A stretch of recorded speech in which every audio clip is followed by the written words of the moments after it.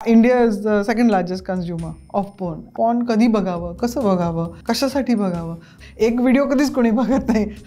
Dieting, porn dieting चालतच नाही ना. सो एकदा you end up doing binge watching. Relationship conflict कसं रिझॉल्व्ह करायचं हे जेव्हा आपल्याला शिकवतच नाहीत तेव्हा प्रॉब्लेम्स उद्भवतात. तर स्त्रिया इतक्या उशिरा का पोचतात डॉक्टरांना? आपल्या कल्चरमध्ये प्रेग्नन्सीला खूप प्रायोरिटी असते, म्हणून प्रेग्नन्सी आणि डिलिव्हरीच्या वेळेला अगदी वेळेवरती पोचतील. पण एकदा बेबी झालं की बाई कधी डॉक्टरांकडे पोचतच नाही. आपल्या ब्रेनमधले जे प्लेजर केमिकल्स असतात ते सारखे सारखे सारखे सारखे सारखे स्टिम्युलेट झाले तर ते एक्झॉस्ट होतात पुढे जाऊन. तर त्या एक्झॉशनमुळे सुद्धा जी नॉर्मल गोष्ट आपल्याला अराउजिंग व्हायला पाहिजे ती होत नाही. तर मुलांमध्ये सेक्शुअल डेब्यू म्हणजे फर्स्ट सेक्शुअल एन्काउंटर जवळपास 13-14 वर्षाला होतो, अप्रॉक्सिमेटली 50 to 60% मुलांमध्ये. सेक्स IQ आणि EQ ह्या दोन्ही कॉन्सेप्ट्समध्ये स्वतःला ओळखण्याचं खूप महत्त्व आहे. जे लोक एकमेकांशी साध्या गोष्टींबद्दल बोलू शकत नाहीत ते सेक्सबद्दल कसे बोलणार?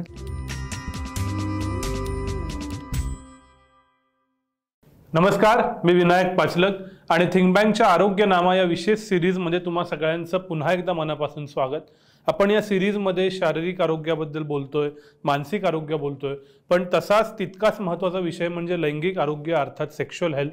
पण या विषयावर फारसं बोललं जात नाही, त्याच्यावर बोलणं, चर्चा करणं ताबू मानलं जातं. थिंक बँकला सुद्धा या विषयावर एपिसोड करायला कित्येक वर्ष लागली. हा पहिलाच एपिसोड आहे, पण आपल्या सगळ्या आरोग्याचा हा अत्यंतिक महत्त्वाचा भाग आहे. त्यामुळे आज आपण या सेक्शुअल हेल्थ या विषयावर बोलणार आहोत आणि माझ्याबरोबर आहेत प्रख्यात gynaecologist, sexual health expert doctor Nilima Deshpande. स्वागत आहे तुमचं थिंक बँक. नमस्कार. त्या या विषयावर वेगवेगळ्या ठिकाणी बोलत असतात. त्यांचा स्वतःचा पॉडकास्टही आहे यूट्यूबवरती. याशिवाय त्या प्रॅक्टिसही करतात या सगळ्या विषयाबद्दल. त्यामुळे त्यांच्याकडून या सगळ्यातल्या मायन्यूट डिटेल्स आपल्याला समजून घ्यायच्यात. मॅडम, पहिला प्रश्न असा आहे की या विषयावर मुळात बोलायलाच अडचण असती. बोलताना काय बोलायचं, कसं बोलायचं, कधी बोलायचं, कुणाशी बोलायचं, असे सगळे प्रॉब्लेम्स असतात. अशा वेळेला कोणत्याही ॲडल्ट व्यक्तीला मुळात सेक्शुअल हेल्थबद्दल काय माहीत असायला हवं? काय अशा प्रमुख गोष्टी आहेत की ज्या त्याला माहीत पाहिजे? सेक्शुअल हेल्थ हा वेगळा आपल्या शरीराचा एक भाग आहे. आधी ते ॲक्सेप्टन्स महत्त्वाचं आहे.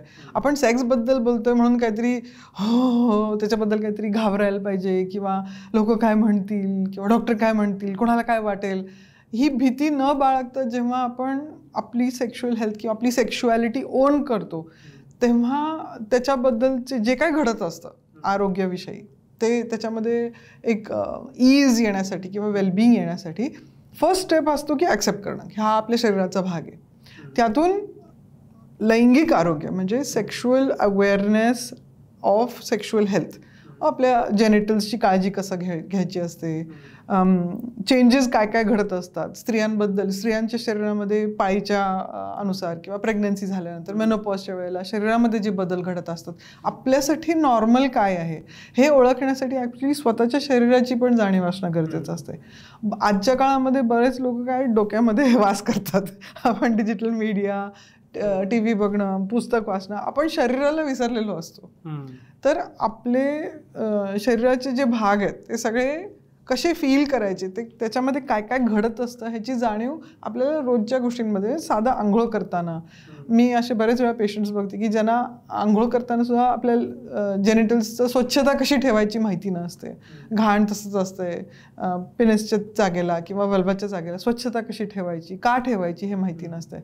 तर एक एज्युकेशनसाठी आपली अनॅटमी म्हणजे आपल्या अंगाच्या वेगवेगळ्या भागांना काय म्हणतात, एक ट्रेंड असा आहे की स्लँग वापरतात. इंग्लिशमध्ये तर खूपच आहे. किंवा आता शिव्यागाळ म्हणजे स्त्रियांच्या लिंगानं वापरून शिवी वापरणं, हे ही जी पद्धत आहे ही स्वतःहून टाळावी. आणि जे लिंगाची जी नावं आहेत त्या नावानेच त्या अवयवाला ते नाव म्हणजे वजायनाला वजायना, क्लिटरिसला क्लिटरिस किंवा शिश्निका, किंवा पिनिसला पिनिस म्हणावं, फोरस्किनला फोरस्किन म्हणावं, ब्रेस्टला ब्रेस्ट म्हणावं. इतर काही आपण नावं दिली तर मग त्याचं आरोग्य मेंटेन करण्यासाठी जे आपल्याला जी लँग्वेज किंवा जी व्होकॅब्युलरी पाहिजे असते ती अवेलेबल होत नाही. जेव्हा आपण व्होकॅब्युलरीमध्ये कमी पडतो त्यावेळेला कुठल्याही गोष्टीबद्दल बोलायला त्रास होतो. मग तिसरी गोष्ट अशी असते की लहानपणापासून जेव्हा आई वडील लहान मुलांशी बोलतात तेव्हा ही कम्फर्ट लेवल जी असते, सेक्शुअल ऑर्गन्सबद्दल बोलणं, सेक्शुअलिटीबद्दल बोलणं, अट्रॅक्शनबद्दल बोलणं, प्रेमाबद्दल बोलणं, नात्यांबद्दल बोलणं, कॉन्फ्लिक्ट रेझोल्युशनबद्दल बोलणं, स्त्रिया आणि पुरुष वेगवेगळ्या गोष्टी कशा हँडल करतात त्यांच्यामधले जे फरक आहेत हे जाणून घेणं. आणि आजच्या काळामध्ये आता आपण लिंगाच्याबद्दल इक्वालिटी च्याबद्दल खूप आलं, LGBTQ एक्सेट्रा. ह्याचा अर्थ काय, हे जी नॉर्मेटिव्ह जी भाषा आहे किंवा त्याला ॲक्सेप्ट करण्यासाठी जी ओपननेस लागते ती लहानपणापासून कल्टिवेट करणं खूप महत्त्वाचं असतं. त्यामुळे फॅमिलीमध्ये त्याच्यामध्ये ओपननेस असणं, त्याच्याबद्दल डायलॉग करणं, लिटरेचर असतं त्याला इन्क्लूड करणं ह्याचं खूप महत्त्वाचं असतं. आणि मग जे रिलेशनशिपमध्ये असतात, कुठल्याही सेक्शुअल रिलेशनशिपमध्ये असतात, त्या सेक्शुअल रिलेशनशिपला किती प्रायोरिटी दिली जाते ह्याच्यावरती पण अवलंबून असते की त्याचं आरोग्य किती जपलं जातं. जेव्हा आपण गायनेकॉलॉजिस्ट आहे म्हणून, तर स्त्रिया इतक्या उशिरा का पोचतात डॉक्टरांकडे? हो, आपल्या कल्चरमध्ये प्रेग्नन्सीला खूप प्रायोरिटी असते, म्हणून प्रेग्नन्सी आणि डिलिव्हरीच्या वेळेला अगदी वेळेवरती पोचतील. पण एकदा बेबी झालं की बाई कधी डॉक्टरांकडे पोचतच नाही. किंवा पुरुषांना मला काही प्रॉब्लेम नाही आहे, तर जोपर्यंत त्यांना इरेक्टाईल डिस्फंक्शन होत नाही किंवा जोपर्यंत ते परफॉर्म करू शकत नाही त्याच्या आधी ते डॉक्टरांकडे पोचतच नाहीत. किंवा रिसेंटली असंच झालं, एक आमचे ओळखीचे होते, त्यांच्या आईला अचानक ब्लिडिंग सुरू झालं 56व्या वर्षी. मग काय झालं, काय तपासण्या केल्या होत्या? काही नाही. तिकडे कोण बघतंय म्हणे, म्हणजे सेक्शुअली इनॅक्टिव्ह आहे मिस्टर गेल्यानंतर, काहीच नाही, ब्लिडिंग सुरू झालं, तर कॅन्सर ऑफ द सर्व्हिक्स डायग्नोज झालं. सो इतकं इग्नोरन्स आहे स्वतःच्या शरीराबद्दल की त्याला मेंटेन करण्यासाठी, त्याला सांभाळण्यासाठी आपल्याला काही गोष्टी करणं गरजेचं असतं. आणि आपल्याला काही गोष्टी जमत नाहीत. आणि स्त्रियांचे लिंग कसे हिडन असते, पुरुषांचं लिंग ओपन असते, ऑब्व्हियस असते. तर स्त्रियांसाठी त्यांना कोणातरी डॉक्टरांकडे किंवा क्लिनिशियनकडे जाणं भाग असतं चेकअपसाठी.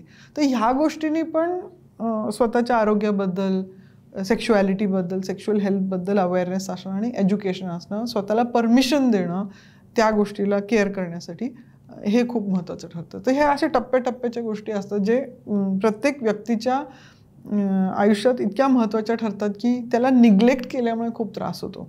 आपल्याकडे एक world association of sexual health आहे, त्यांनी एक सेक्शुअल हेल्थ चार्टर पण लिहिलं पेशंटसाठी. कधी कोणी गुगलवरती गेलं तर तुम्ही गुगलला विचारू शकता, what is world association of sexual health charter for sexuality and sexual health. तर त्याच्यामध्ये एक 10 पॉईंट्स दिलेले आहेत की प्रत्येक व्यक्तीला त्याच्या सेक्शुअल हेल्थ आणि सेक्शुअलिटीबद्दल विचार करायचा, त्याच्याबद्दल केअर करायचा आणि त्याच्याबद्दल स्वतःची चौकशी करायचा पूर्ण फ्रीडम असावा कुठेही. मग त्याची जी ओनरशिप असते, कन्सेंट हा एक खूप मोठा भाग येतो त्याच्यामध्ये, की अनवॉन्टेड सेक्शुअल ॲक्टिव्हिटीला नाही म्हणता आलं पाहिजे. त्याच्यामध्ये प्रेग्नन्सीबद्दल कंट्रोल, स्वतःच्या शरीरावरती की मला कधी प्रेग्नंट व्हायचं आहे, कधी नाही व्हायचं आहे, त्याच्याबद्दल कंट्रोल असणं. मग कोणाशी मी अट्रॅक्ट होते किंवा कोणाबरोबर सेक्स करते ह्याचा दबाव माझ्यावरती नसावा. असे सगळे त्याच्यामध्ये पॉईंट्स कव्हर केलेले आहेत. तर हे कुठल्याही अडल्टला, कुठल्याही सोसायटीचा भाग असला तरी हे आपले राईट्स आहेत, हे आपले प्रिव्हिलेजेस आहेत, हे ओळखणं पण तितकंच गरजेचं आहे. या सगळ्या मेडिकल थेरॉटिकल टर्मिनॉलॉजीज आणि गोष्टी झाल्या, पण प्रॅक्टिकली एक गोष्ट रोज घडते, ते म्हणजे आम्ही माध्यमकर्मी असं म्हणतो कित्येकदा की all media works on suppress sex. So आजचं जे मीडिया कन्झम्पशन वाढलेलं आहे याच्यामध्ये सातत्यानं कोणत्या ना कोणत्या प्रकारचा सेक्शुअल कॉन्टेंट कन्झ्युम होतो. आणि त्याच्यात विशेषतः अपोजिट जेंडरबद्दलचा, मग ते रील्स असतील, मग ते शॉर्ट्स असतील, मग ते व्हिडिओज असतील, इवन फोटोज असतील. तर हे जे सातत्यानं वेगवेगळ्या पद्धतीचं तुम्ही अराउजिंग म्हणा, ट्रिगरिंग म्हणा किंवा सेक्शुअल कॉन्टेंट कन्झ्युम होतोय, त्यानं आमच्या पिढीवरती की जे आत्ता 20, 30, 40 असतील, नक्की काय फरक पडतोय? फरक इतका आहे की आपण त्याला नंब होतो. म्हणजे तुम्ही आता म्हणताय तेच, मी आता तुमच्या स्टुडिओकडे येताना पण एक पेट शॉपचं दुकान आहे. ओके, पेट शॉपच्या दुकानात इथे कुत्र्याचं चित्र आहे, पण त्या कुत्र्याच्या चित्रापेक्षा मोठं एका बाईचं चित्र आहे. हाफ म्हणजे सगळे तिचे बॉडी पार्ट्स दिसतात अशा ड्रेस अटायरमध्ये. So this is sexual content. त्या पेट शॉपच्या कुत्र्याच्या शेजारी अर्धी नागडी बाई कशाला पाहिजे? सो हे जे स्टिम्युलेटिंग किंवा अराउजिंग गोष्टी एवढ्या करतायत की आपली जे सेक्शुअल टेंडन्सीज किंवा प्रेफरन्सेस असतात ते खूप डीप सिटेड असतात. ते आपल्या इव्होल्युशनमध्ये सेक्स आपल्यात वायर्ड आहे. जशी भूक असते फूडसाठी, आपल्याला जर कोणी स्टार्व केलं तर आपण आपलं पहिलं प्रेफरन्स असते की जाऊन जेवण खाण घेणं. तसंच कुठल्याही क्रिचरला रिप्रोडक्शन किंवा आपली जीन्स पुढे घालण्याची ही नीड किंवा गरज असते. त्यामुळे सेक्शुअल ड्राईव्ह हा खूप मोटिवेटिंग फॅक्टर असतो. त्याच्यामध्ये स्त्रियांमध्ये आणि पुरुषांमध्ये हा जो फरक आहे की पुरुषांमध्ये ऑब्व्हियसली इरेक्शन आल्याखेरीज किंवा खूप अराऊज झाल्याखेरीज इजॅक्युलेशन झाल्याखेरीज पुढे प्रोक्रिएशन होणारच नाही. त्यामुळे त्या गोष्टी न घडणं ह्याचा एक खूप मोठा फेलियर जाणवला जातो. तर एक सायकोलॉजिकल ॲस्पेक्ट करणं त्या गोष्टीकडे जर बघितलं तर हे स्टिम्युलेटिंग गोष्टी बघायचं एक कारण हे पण असते की आपण स्वतःला रिअश्युअर करतो, हां मी जेव्हा हे सगळं बघितलं ते मी अराऊज होतो ना, म्हणजे माझं सगळं व्यवस्थित फंक्शनिंग आहे, मला काही प्रॉब्लेम नाही आहे. आणि बरेच वेळा पेशंट्स पण येतात, नाही माहिती का मी पोर्न बघितल्यावरती पण मला इरेक्शन येत नाही. जाणू काय की तुमचं जे कंटिन्युअस एक्सपोजर आहे सेक्शुअल कॉन्टेंटला ते पण कारणीभूत असतं तुमच्या होल सेन्सिटिव्हिटीला नमिंग व्हायचं. खूप कपल्स सांगतात की आपण खूप दिवस वेगळं राहिलोत की जेव्हा आपण परत एकत्र येतो तेव्हा अराउझल फास्ट होते, लवकर होते किंवा एक्साइटमेंट वाढते. तसं मीडिया कन्झम्पशनमध्ये पण आपण जितकं सेक्शुअल कॉन्टेंट व्हिज्युअली बघतो आणि पुरुष जास्त करून व्हिज्युअल असतात, 100% कधीच कोणाचं नसतं, आणि स्त्रिया जास्त करून ऑडिटरी असतात किंवा ते पुस्तक वाचून इमॅजिनेशनमध्ये जास्त गुंततात किंवा सेन्शुअलिटी म्हणजे टचमध्ये किंवा सेन्शुअल एक्सपिरियन्समध्ये जास्त अराऊज होतात. तसे एक्सपिरियन्सेस जर आपण कॉन्स्टंटली घेत असलो मीडियामध्ये, पिक्चरायझेशन साधं चॉकलेटच्या एक्झाम्पलमधनं सुद्धा, तर आपल्या ब्रेनमध्ये जे चेंजेस होतात, केमिकल चेंजेस जे आपण, I don't want to go to academics कारण की आपल्याला अकॅडमिक डिस्कशन करायचं नाही आहे, पण आपल्या ब्रेन आणि बॉडीमध्ये जे हॉर्मोनल आणि केमिकल चेंजेस होतात त्याच्यामुळे एक नंबिंग प्रोसेस सुरू होतं की तीच गोष्ट तितकंच अराउझल क्रिएट करत नाही. सो फॉर एक्झाम्पल आता लोकांना इतकं कॉमन झालं आहे की चॉकलेटच्या ॲडव्हर्टिजमेंटमध्ये सेक्शुअल कॉन्टेंट आहे, तर ते चॉकलेट इज नॉट अराउझिंग. मग काय होतं, चॉकलेट बिकम्स अँकर की चॉकलेटशिवाय सेक्स करता येत नाही, चॉकलेटशिवाय बायकोला सेक्स आवडणार नाही, म्हणून चॉकलेट दिल्याशिवाय सेक्स होत नाही, किंवा चॉकलेट देणं म्हणजे I want to have sex with you. So कुठेतरी चॉकलेटचा सेल्स वाढतो पण जी सेक्शुअल एक्सपिरियन्स असतो तो डिस्ट्रॉय होत असतो. सो हे लक्षात घ्यायला पाहिजे आपल्याला की जे मीडिया कन्झम्पशन आहे ते कोणातरीच्या खिशामध्ये पैसे घालत आहे. ते मग चॉकलेटची फूड ॲडव्हर्टिजमेंट असो किंवा पॉर्नोग्राफिक कॉन्टेंटचं ॲडव्हर्टिजमेंट असो किंवा सेक्स टॉयचं सुद्धा असो किंवा मेडिकेशनचं असो, ते कोणातरीचं कुठून तरी कुठेतरी पैसे ट्रान्सफर होतात म्हणून ते काम करत आहे. आणि ॲक्च्युली आपली जी फिजिओलॉजी आहे शरीराची ती त्या प्रोसेसमध्ये डॅमेज होत असते, आपण नम होत जातो आहे. लोकांना आता डोपामिन ॲडिक्शनबद्दल खूप माहिती आहे, डोपामिन डिटॉक्सबद्दल पण खूप लोक वाचतात. तर आपल्या ब्रेनमधले जे प्लेजर केमिकल्स असतात ते सारखे सारखे सारखे सारखे सारखे स्टिम्युलेट झाले तर ते एक्झॉस्ट होतात पुढे जाऊन. तर त्या एक्झॉशनमुळे सुद्धा जी नॉर्मल गोष्ट आपल्याला अराउझिंग व्हायला पाहिजे ती होत नाही. मग असे खूप वेळा केसेस येतात क्लिनिकमध्ये, आय डोंट, माझ्या बायको आता मी तिच्याकडे बघितलं तरी मला एवढं अराउझिंग नाही वाटत, ते पॉर्न बघितल्याशिवाय मी बायकोकडे जाऊ शकत नाही. सो तो जो कॉन्टेंटचं कॉन्स्टंट स्टिम्युलेशन आहे त्याची जी ग्रेड असते ती वाढायला लागते. आणि हा आपण ॲक्च्युली मग इतर जे सेक्शुअल प्रॉब्लेम्स असतात तिथे बघायला येतात. जे सेक्शुअल क्राईम्स किंवा या गोष्टींमध्ये जे काम करतात त्यांना माहिती असतं की त्या कन्झम्पशनमुळे, त्या एक्सपोजरमुळे किंवा त्या इन्क्रीसिंगची जी इंटेन्सिटी वाढवण्यासाठी जे कन्झम्पशन वाढतं त्याचा परिणाम फॅमिलीजवरती होणं, त्यांच्या फायनान्सेसवरती होणं, कामावरती परिणाम होणं, रिलेशनशिप्सवरती त्याचा इफेक्ट होणं, हे सगळं आपल्याला बघायला मिळतं या सगळ्या कारणांमुळे. राईट. त्याच्यानंतरचा $1,000,000 प्रश्न हाच आहे की पोर्न बघावं का नाही. असं कोणी नसेल की ज्यानं बघितलं नाही पण लोकांच्या मनात ही कायम शंका असते बघावं का नाही, की काय फ्रिक्वेन्सी, कारण खूप इझिली मोबाईल ॲक्सेसेबल आहे, इट्स अ पर्सनल मीडिया. काय सांगाल? Porn is India is the second largest consumer of porn. आणि त्याच्यामध्ये वेगवेगळे प्रकारचे पोर्न असतात प्रत्येकाला, कारण काय प्रत्येक व्यक्ती वेगळा असतो, कोणाला काय अराउझिंग सापडेल हे काय आपल्याला आधी प्रेडिक्ट करता येत नसतं. सो जी व्हरायटी आहे पॉर्नमध्ये ती ॲक्च्युली बाकीच्या कुठल्या मीडियामध्ये नाही, कारण की त्याचं कन्झम्पशन खूप जास्त आहे, त्यामुळे फंडिंग पण आहे. सो पॉर्न वाईट नाही आहे, आपण कन्झ्युम कशासाठी करतोय आणि त्याचा आपल्या कन्झम्पशनवरती किंवा आपल्या बिहेवियरवरती किंवा आपल्या मूळ स्वभावावरती काय परिणाम होतोय हे जास्त महत्त्वाचं आहे. ॲज अ ह्युमन बिईंग आणि सोशल बिईंग आपल्यासाठी काय महत्त्वाचं आहे, तर आपली हेल्थ, आपलं जे आरोग्य आहे ते आपल्या फिजिकल हेल्थ, आपली फिजिकल आणि इमोशनल हेल्थ दोन्ही महत्त्वाचे असतात. तर फिजिकल हेल्थमध्ये आपण स्वतःला किती फिट ठेवतो, आपण कसे खातो, आपल्या झोपेची क्वालिटी काय आहे, आपली एनर्जी लेवल कशी असते, आपण आपल्या कामाशी, आपल्या इतर लोकांशी कसे एंगेज होतो, त्यावरती आपण आपल्या हेल्थला डिटर्मिन करतो. नुसतं वर्ल्ड हेल्थ ऑर्गनायझेशनमुळे नुसतं रोग न होणं, रोगी नसणं म्हणून हेल्थी असणं नाही, तर एक वेलबिईंगची जी फिलिंग असते ती हेल्थच्या डेफिनेशनमध्ये येते. मग सायकोलॉजिकल हेल्थमध्ये ह्युमन बिईंगसाठी social interaction, social wellbeing, relationships हे खूप महत्त्वाचं ठरतं. ज्या जगामध्ये आपण जेव्हा स्टडीज करतो, जे लॉन्जेव्हिटी स्टडीज आहेत किंवा हेल्थचे स्टडीज आहेत, कमीत कमी आजार होणारं, डायबिटीस कमी असणं, हायपरटेन्शन कमी असणं, डिमेन्शिया कमी असणं, त्याच्यामध्ये सोशल एंगेजमेंट हा एक खूप महत्त्वाचं फंडामेंटल गरज आहे ह्युमन बिईंगची. जेव्हा आपण पॉर्न कन्झ्युम करतो आणि ते ॲबनॉर्मल होतं कन्झम्पशन, की जिथे आपण सोसायटीपासून किंवा रिलेशनशिप्समध्ये एंगेज करायच्या ऐवजी पॉर्नला यूज करायला लागतो. आपण आपले वर्कमध्ये फोकस करायच्या ऐवजी पॉर्नची मदत घ्यायला लागतो कॉन्सन्ट्रेट करायला किंवा आपल्याला डिस्ट्रॅक्शन कमी करायला किंवा इतर गोष्टींसाठी. किंवा आपल्या रिलेशनशिपमध्ये काही डिफिकल्ट कॉन्व्हर्सेशन्स असतात. प्रत्येकाच्या रिलेशनशिपमध्ये डिफिकल्ट आईवडिलांच्या बरोबर डिफिकल्ट कॉन्व्हर्सेशन्स असतात, बायकोबरोबर असतात, मुलांबरोबर डिसिजन्स घ्यायचे असतात.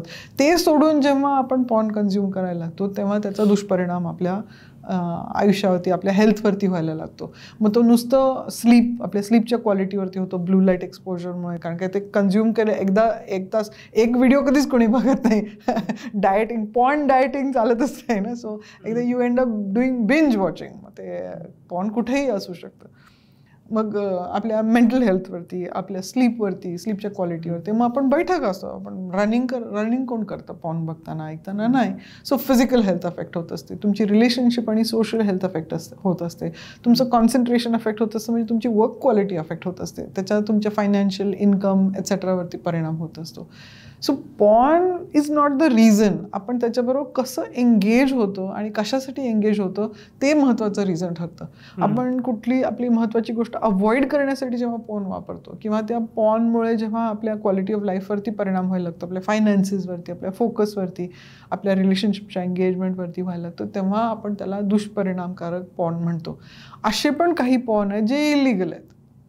आता फॉर एक्झाम्पल पिडोफिलिया आहे किंवा व्हायलंट पॉर्न आहे किंवा असं पॉर्न आहे जे स्त्रियांना किंवा पुरुषांना कुठल्याही सब्जेक्टला व्हायलन्समध्ये अडकून किंवा खूप कमी लेखलं जाऊन त्याचा डिसरिस्पेक्ट केला जातो. हे सगळ्या गोष्टी इलिगल आहेत किंवा कन्झ्युम करू नये ह्याच्या विरोधात बरेचसे रूल्स आणि लॉज आहेत आपल्या ह्याच्यामध्ये.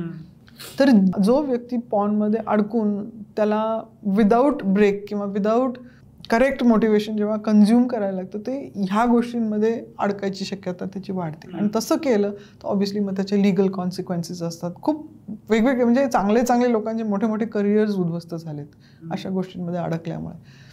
तर अवेअरनेस खूप महत्त्वाचं आहे. पॉर्न अवेअरनेस, आपण काय बघतोय आणि कशासाठी बघतोय. मी स्वतः सेक्शुअल मेडिसिनमध्ये सुद्धा रेकमेंड करते माझ्या क्लायंट्सना. काही थेरपीचे प्रोसेसेस असतात, तर पॉर्न कधी बघावं, कसं बघावं, कशासाठी बघावं. बरेच वेळा फॉर एक्झाम्पल फर्टिलिटी क्लिनिक्समध्ये सुद्धा जेव्हा स्पर्म कलेक्शन केलं जातं तर आपल्याला सांगावं लागतं क्लायंटला की हो तुम्हाला पॉर्न बघावं लागेल, कारण की ती सिच्युएशनच इतकी विचित्र असते. कुठल्या तरी अनोळखी हॉस्पिटलच्या कुठल्या तरी फनी टॉयलेटमध्ये मॅस्टरबेट करून तुम्हाला स्पर्म इजॅक्युलेट करून फर्टिलिटीसाठी द्यावं लागत असतं. तर without porn it is not possible. So पॉर्नचा उपयोग थेरप्युटिकली, मेडिकली आणि आपल्या प्लेजरसाठी कन्झ्युम करण्याचे खूप वेगवेगळे पद्धती आहेत. त्याच्यामध्ये न अडकणं, ॲडिक्ट किंवा त्याच्यामध्ये इतकं गुंतून न जाणं की त्याचा आपल्या आयुष्यावरती विपरीत परिणाम होतो, ह्याची काळजी घेणं, हे सगळे पॉर्नचे कंडिशन्स आहेत. पण पोर्न बघून एक प्रामुख्याने चर्चा होती ती म्हणजे बेस्ड ऑन पोर्न एखादं कपल त्यांच्या सेक्शुअल लाईफची क्वालिटी ठरवतं. किती फ्रिक्वेंटली करायला हवा इंटरकोर्स, किती वेळ तो करायला हवा, आणि हे सगळं पोर्नमध्ये एक्झॅगरेटेड असतं असं मानतात. तर पोर्नच्या कम्पॅरिझनमध्ये एखाद्या कपलनं स्वतःच्या सेक्शुअल लाईफचं कम्पॅरिझन करावं का? काय जनरली स्टँडर्ड्स आहेत जगामध्ये, काय सांगा? हा मुद्दा ॲक्च्युली ना खूप कनेक्टेड आहे सेक्शुअलिटी आणि सेक्स एज्युकेशनशी. कारण की नॉर्मल काय आहे, there are no standards in sex. पण आपण सिनेमा बघताना हे करतो का? उद्या सिंघम सिनेमा बघतो पण आपण सगळ्या पोलिसांना सिंघमवरनं जज करत नाही. म्हणून आपल्या रिलेशनशिपला, आपल्या पार्टनरला पोर्नवरनं आपण काय, ती फॅन्टसी आहे, ती अराउजिंग फॅन्टसी आहे. आपल्या फॅन्टसीला काही ॲक्च्युली लिमिट नाही आहे. ह्युमन बिईंगची जी फॅन्टसी आज जे आपण जगतोय जग ते कोणातरीच्या फॅन्टसीमध्येच होतं. आज जी आपण जे फॅसिलिटीज एन्जॉय करतो, टेक्नॉलॉजी एन्जॉय करतो, ज्या ज्या गोष्टी आपण आपल्या प्लेजरसाठी एन्जॉयमेंटसाठी एन्जॉय करत असतो ते सगळ्या कुठल्या ना कुठल्या तरी माणसाच्या फॅन्टसीमध्ये आल्यानंतरच ते रियालिटीमध्ये आलेले आहेत. तर पॉर्नमध्ये प्रत्येक गोष्ट जी फॅन्टसी आहे ती रियालिटीमध्ये आलीच पाहिजे असं नाही. ती काही जी फॅन्टसी आहे ती फक्त अराउझलसाठी आहे, काही फॅन्टसी जी आहे त्याच्यामधून आपल्याला शिकण्यासाठी आहे, काही जी पॉर्नच्या ज्या गोष्टी असतात त्या एक डिस्ट्रॅक्शन म्हणून यूज करण्यासाठी आहे. ते एक स्टँडर्ड नाही आहे. पॉर्न इज नॉट एक कुठल्याही रिलेशनशिपसाठी स्टँडर्ड असू शकत नाही, कारण की प्रत्येक व्यक्ती जी असते ती त्याच्या रिलेशनशिपमध्ये त्याचं बॅकग्राऊंड त्याचं बॅगेज घेऊन येत असते. तर ते अडॅप्टेबिलिटी जी असते ती खूप महत्त्वाची असते. पॉर्न किती बघावं हे आपण कोणाला डिक्टेट करू शकत नाही. काही कपल्स आहेत जे प्रत्येक सेक्शुअल एन्काउंटरच्या आधी 5-10 मिनटं पॉर्न बघून मग सुरू करतात त्यांच्या आवडीचं. काही कपल्स एकच रील परत परत बघतात की हां हे आपल्याला व्यवस्थित शिकता आलं पाहिजे, मास्टर करता आलं पाहिजे. काही कपल्स आहे ते डिस्ट्रॅक्शनसाठी वापरतात किंवा ते वेगवेगळं बघतात, तू वेगळं तुझं बघ, माझं वेगळं बघतो, आपण 10 मिनिटांनी भेटू, असं पण आहे. सो स्टँडर्ड्स नाही, जसं सेक्सचं काही स्टँडर्ड नाही आहे. प्रॉब्लेम कधी येतो, एक व्यक्ती दुसऱ्या व्यक्तीबरोबर कायम सहमत असली तर प्रॉब्लेमच नाही आहे ना. प्रॉब्लेम कधी येतो की आपली मतं जुळत नाहीत, की तुला दिवसातनं 2 वेळा सेक्स पाहिजे आणि मला आठवड्यातनं 2दा पाहिजे, मग प्रॉब्लेम येतो. किंवा मला नकोच आहे, मी एसेक्शुअल आहे, मला इंटरकोर्स नाही केलं तरी चालतंय, मला फक्त पॉर्न बघायला आवडतं, इट इज एंटरटेन, तेवढं तिथेच मला थांबायचं आहे. समोरच्या माणसाला जेव्हा ते पटत नाही किंवा आवडत नाही तेव्हाच प्रॉब्लेम येतो ना, तेव्हाच कॉन्फ्लिक्ट येतो. याचा अर्थ काय झाला की रिलेशनशिप कॉन्फ्लिक्ट कसं रिझॉल्व्ह करायचं हे जेव्हा आपल्याला शिकवतच नाहीत तेव्हा प्रॉब्लेम्स उद्भवतात. मग ते कारण सेक्स असो, पॉर्न असो, पुस्तकं असो, अभ्यास असो, वर्कहॉलिझम असो, फायनान्शियल इन्व्हेस्टमेंट्स असो, मुलांना कसं वाढवायचं असो, आईवडिलांची काळजी कशी घ्यायचं असावं, वडिलांना आदर करावा का नाही, त्यांना उलट बोला, इथपासून पण कॉन्फ्लिक्ट्स असतात कपल्समध्ये. या सगळ्यासाठी तुमच्या तुमच्या चॅनलवर मी एक पॉडकास्टचं टायटल बघितल्याचं आठवते, ते म्हणजे 6 EQ, not just sex IQ. तर हे नक्की काय आहे, या सगळ्याशी रिलेटेड आहे का? आणि हे प्रश्न प्रत्येकाला असतात. म्हणजे तुम्ही आत्ता जे उल्लेख केला की काय फ्रिक्वेन्सी म्हणजे नॅचरल, काय टाईम म्हणजे नॅचरल, काय केलं म्हणजे नॅचरल, ह्याची उत्तर कशी शोधायची प्रत्येकानं? सेक्स IQ आणि EQ ह्या दोन्ही कॉन्सेप्ट्समध्ये स्वतःला ओळखण्याचं खूप महत्त्व आहे. अच्छा. जेव्हा फॉर एक्झाम्पल जेव्हा कपल्स माझ्याकडे येतात कुठलं सेक्शुअल प्रॉब्लेम घेऊन, तर जेव्हा ते सेक्स थेरपीसाठी एंटर करतात त्याचं एक प्री रेक्विजिट असतं की त्यांचं कम्युनिकेशन चांगलं पाहिजे. म्हणजे त्यांना एकमेकांशी बोलता आलं पाहिजे. जे लोक एकमेकांशी साध्या गोष्टींबद्दल बोलू शकत नाहीत ते सेक्सबद्दल कसे बोलणार किंवा चांगलं सेक्शुअल लाईफ कसं एन्जॉय करणार, कारण की ते एकमेकांशी कम्युनिकेट करू शकत नाहीत. मग एकमेकांच्या बरोबर सेक्सच्या बद्दल कम्युनिकेट करण्यासाठी आधी स्वतःला ओळखणं गरजेचं असते की माझ्या बॉडीमध्ये जे पार्ट्स आहेत ते कुठले आहेत. आपण त्याला इरॉजिनस झोन्स म्हणतो, की मला कुठे हात लावलं की मी अराउज होते. रिसेंटली एक कपल आलं होतं, त्या मुलाला एक गर्लफ्रेंड आहे, म्हणजे आधीची गर्लफ्रेंड होती आणि तिला एका पद्धतीने हात लावले की ती खूप पटकन अराउज व्हायची. तिला जास्त फोरप्ले नाही लागायचं, त्यामुळे इंटरकोर्स पटकन होऊन जायचं. आताची ज्या मुलीबरोबर त्यांनी लग्न केलं, जिची बायको आहे, तिला खूप वेळ लागतो अराउज व्हायला. ती तिच्या डोक्यामध्ये खूप इन्व्हॉल्व्ड असते, तिची कामाचा स्ट्रेस खूप घेते आणि त्याला आला प्रॉब्लेम की ही बाई, दोन्ही बायकाच आहेत ना, मग ही बाई आणि ही बाई सारखं एकत्र का नाही अराउज होत, मी प्रेम तसंच करतो दोघांवरती. तर हे ओळखता येणं की ॲक्च्युली आपली बॉडी बदलते आणि स्त्रियांची बॉडी तर सकाळ संध्याकाळ बदलते, नुसते पिरियड्समध्ये नाही. मॉर्निंगची स्त्री आणि संध्याकाळची स्त्री तिला कुठे स्टिम्युलेट केलं की ती कशी अराउज होईल, हे जर चेंज होत असलं तर क्युरिओसिटी आणि अवेअरनेस, एकमेकांना शिकवता येणं की हे बघ माझं जे शरीर आहे हे या वेळेला असं आहे, ह्याला असा हात लावला की मी अशी अराउज होते, इथे जास्त हात लावला किंवा कमी हात लावला की मी कमी अराउज होते, ह्याच गोष्टीला कंटिन्युअसली स्टिम्युलेट केलं तर ते अनप्लेझंट होतं आणि मला ते मी स्विच ऑफ होते. बायकांना स्विच ऑफ करायला जास्त लागत नाही कम्पेअर्ड टू पुरुष. स्त्रियांच्यामध्ये आणि पुरुषांमध्ये जो फरक आहे सेक्शुअल अराउझलचा, तर स्त्रिया खूप क्विकली डिस्ट्रॅक्ट होतात आणि स्विच ऑफ होतात.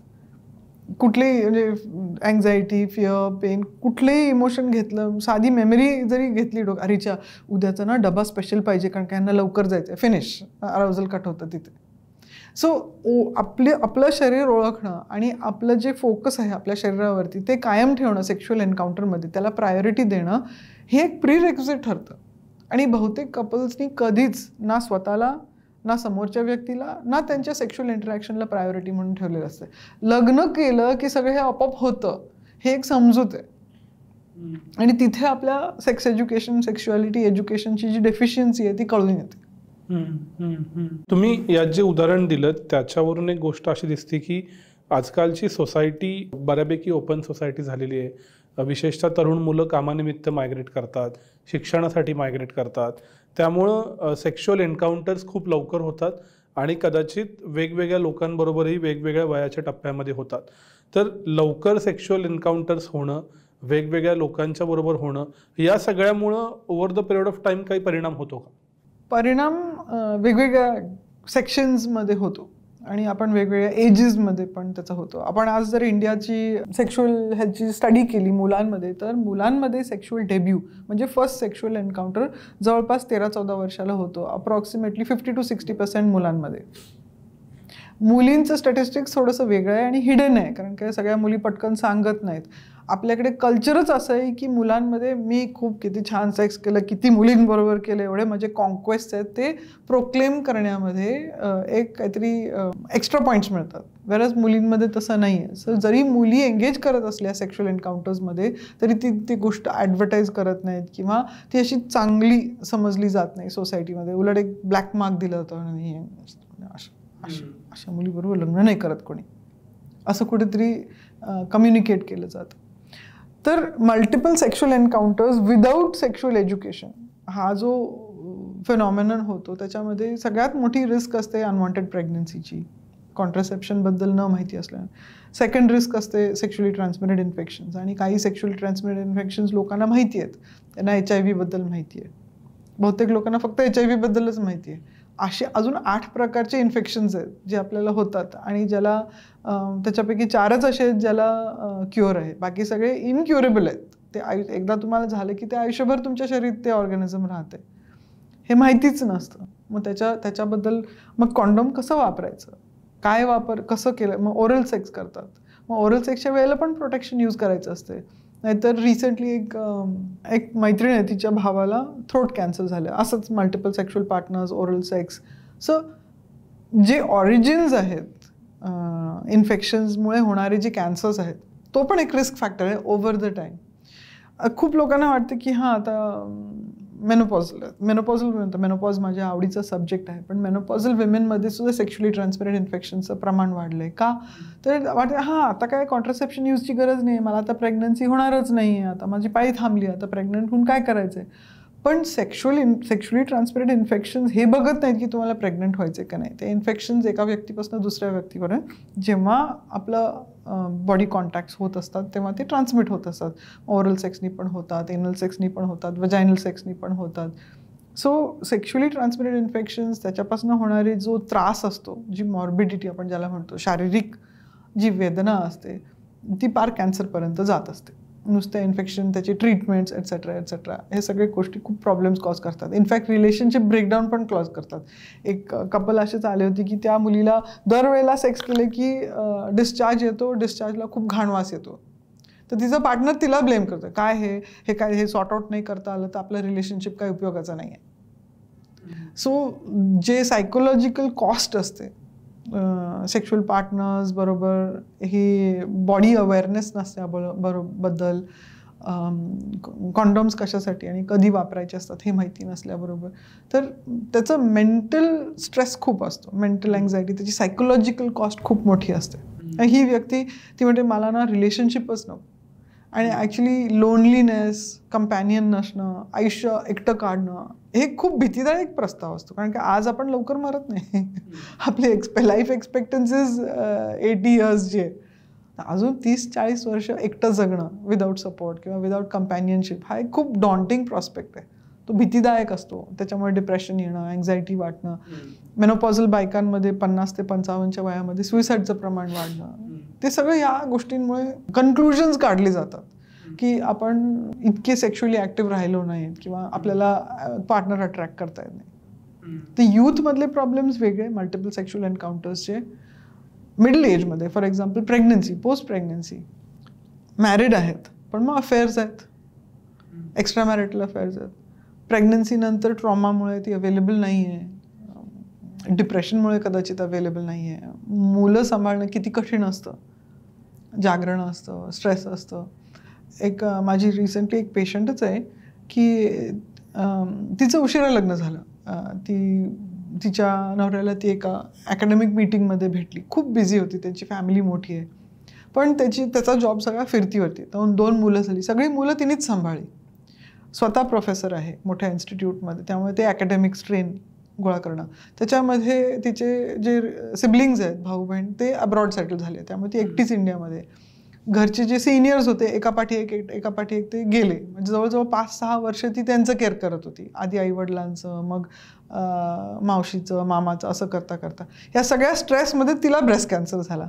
ती म्हणे मी ब्रेस्ट कॅन्सरला गिफ्ट समजते कारण का पहिल्यांदा माझ्या आयुष्यामध्ये मला 6 महिने विश्रांती मिळाली. सो आपल्या लाईफमध्ये आपली जी कंपॅनियनशिप असते ती खूप महत्त्वाची ठरते. आणि ते जे ट्रस्ट आणि रिस्पेक्ट डिस्ट्रॉय होतं अफेअर्समुळे किंवा लॅक ऑफ कन्सेंट केल्यामुळे जे सेक्शुअल एन्काउंटर्स होतात, पेन होतं, डिस्कम्फर्ट होतं, त्याचा जो सायकोलॉजिकल ट्रॉमा असतो तो खूप फार रिचिंग असतो. तो ॲक्च्युली जास्त डॅमेजिंग असतो कम्पेअर्ड टू अफेअरशी. तर तुम्ही डील कराल पण तुम्ही स्वतःला जे जज करता ते अफेअर झाल्यामुळे ते कसं डील करणार, त्याला कसं हँडल करणार, त्याची खूप कॉन्सिक्वेन्सेस मग ते कामावरती, करिअरवरती, रिलेशनशिपवरती खूप परिणाम होत असतो.